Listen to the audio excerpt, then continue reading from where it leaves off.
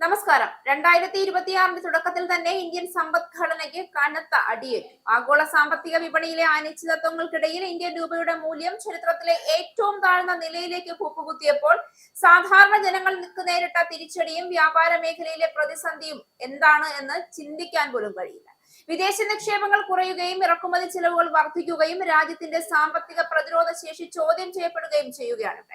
ഇന്ത്യയുടെ സാമ്പത്തിക വളർച്ചാ നിലപാടുകൾ, രൂപയുടെ മൂല്യം, ജനജീവിതത്തെ നേരിട്ട് ബാധിക്കുന്ന വില സ്ഥിരത എന്നിവ തീവ്രമായി ബാധിക്കുന്ന സാഹചര്യം രൂപപ്പെട്ടു കഴിഞ്ഞു എന്നുള്ളതാണ് വസ്തുത. വ്യാപാര സൗഹൃദങ്ങളും വിദേശ നിക്ഷേപങ്ങളും നേരിട്ട് തിരിച്ചടിയിലായപ്പോൾ നിക്ഷേപകരുടെ ആത്മവിശ്വാസം തകർന്ന് തരിപ്പണമായി.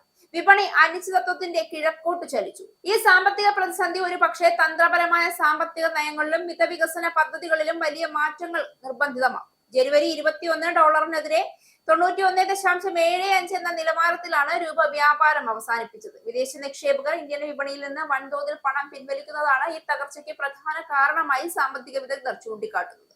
ഈ വർഷം ആദ്യം 20 ദിവസത്തിനുള്ളിൽ മാത്രം 336 കോടി ഡോളറാണ് വിദേശ പോർട്ട്ഫോളിയോ നിക്ഷേപകർ പിൻവലിച്ചത്.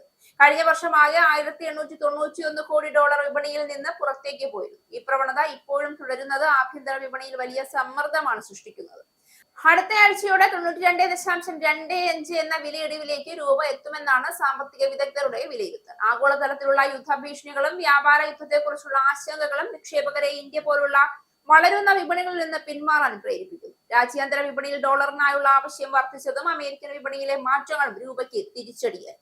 രൂപയുടെ തകർച്ച കേവലം ഒരു വിപണി പ്രവണതയല്ല, മറിച്ച് ആഭ്യന്തര സാമ്പത്തിക മേഖല നേരിടുന്ന കടുത്ത സമ്മർദ്ദത്തിന്റെ പ്രതിഫലനമാണ് എന്ന് ബാർക്ലേസിലെ ഏഷ്യൻ വിഭാഗം തലവൻ മിഥുൻ കോട്ടച്ച നിരീക്ഷിക്കുന്നു.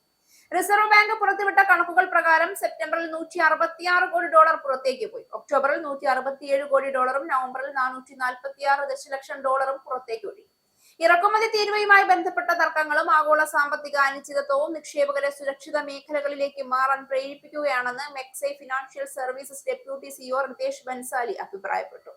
നിലവിലെ സാഹചര്യം തുടരുകയാണെങ്കിൽ രൂപയുടെ മൂല്യം ഇനിയും താഴേക്ക് പോകാനാണ് സാധ്യതയെന്ന് ധീരജ് ഭീമും മുന്നറിയിപ്പ് നൽകുന്നു. വരും മാസങ്ങളിൽ റിസർവ് ബാങ്കിന്റെ ഇടപെടലുകൾ രൂപയുടെ നിലനിൽപ്പിൽ നിർണായകമാകുമെന്നും അദ്ദേഹം പറഞ്ഞു. രൂപയുടെ മൂല്യം കുത്തനെ ഇടിയുന്നത് തടയാൻ RBI വിപണിയിൽ ഇടപെടുന്നുണ്ട്. എന്നാൽ രൂപ ഒരു നിശ്ചിത നിലവാരത്തിൽ തന്നെ നിലനിർത്തുന്നതിന് RBIയുടെ ശ്രമം ഉണ്ടാകുന്നില്ല. പകരം മൂല്യം പെട്ടെന്ന് ഇടിഞ്ഞ് വിപണിയിൽ പരിഭ്രാന്തി ഉണ്ടാകാതിരിക്കാനാണ് RBI ശ്രമിക്കുന്നതെന്നും സാമ്പത്തിക വിദഗ്ധർ ചൂണ്ടിക്കാട്ടുന്നു. ബജറ്റിലെ സാമ്പത്തിക നയങ്ങളും പ്രഖ്യാപനങ്ങളും രൂപയുടെ മൂല്യം തിരിച്ചുപിടിക്കാൻ സഹായിച്ചേക്കാമെന്നാണ് RBIയുടെ പ്രതീക്ഷ.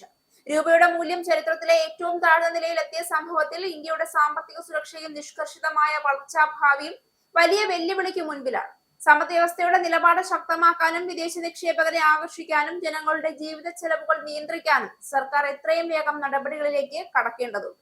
രൂപയുടെ വീഴ്ചയിലൂടെ വ്യക്തമായത് ആഗോള വിപണിയിലെ അനിശ്ചിതത്വങ്ങളോട് ഇന്ത്യയുടെ സാമ്പത്തിക തന്ത്രങ്ങൾ സജ്ജമാകേണ്ടതും ആഭ്യന്തര സാമ്പത്തിക നയം ശക്തമാക്കേണ്ടതും ആവശ്യമാണ് എന്നുള്ളതാണ്. വിപണി വിശ്വാസം പുനഃസ്ഥാപിക്കാതെ ഇന്ത്യയുടെ സാമ്പത്തിക വളർച്ചയും സമ്പദ് വ്യവസ്ഥയുടെ സ്ഥിരതയും ഉറപ്പുവരുത്താനാകില്ല.